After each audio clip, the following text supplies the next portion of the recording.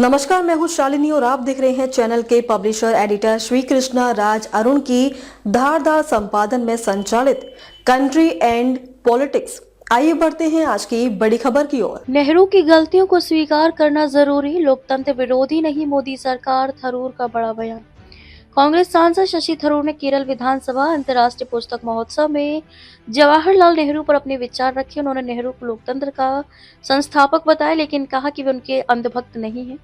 थरूर ने स्वीकार किया कि नेहरू की गलतियां थीं, जैसे 1962 के युद्ध में, लेकिन भाजपा द्वारा हर समस्या के लिए उन्हें दोषी ठहराना अनुचित है।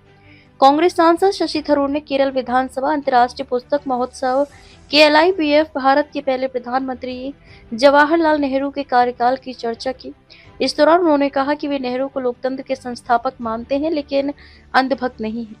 कांग्रेस सांसद शशि थरूर ने भाजपा पर कटाक्ष करते हुए कहा कि नेहरू की गलतियों को स्वीकार करना आवश्यक है, लेकिन भारत की सभी समस्याओं के लिए अकेले उन्हें दोषी ठहराना अनुचित है।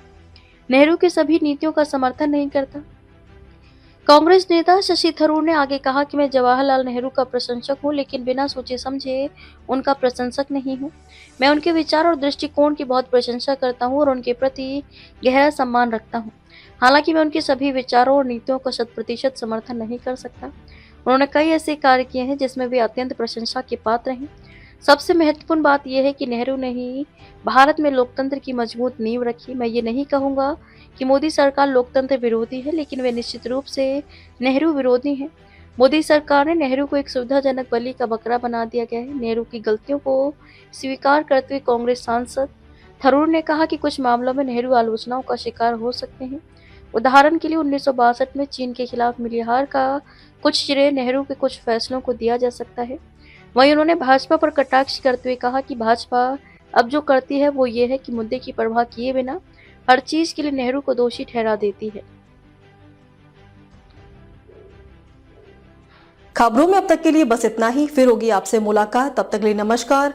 देखते रहिए कंट्री एंड पॉलिटिक्स। ऐसे ही लेटेस्ट अपडेट पाने के लिए हमारे चैनल को लाइक करें। अगर आप हमें फेसबुक, ट्विटर, इंस्टा के माध्यम से देख रहे हैं तो हमारे चैनल को फॉलो, कमेंट करना न भूलें। धन्यवाद।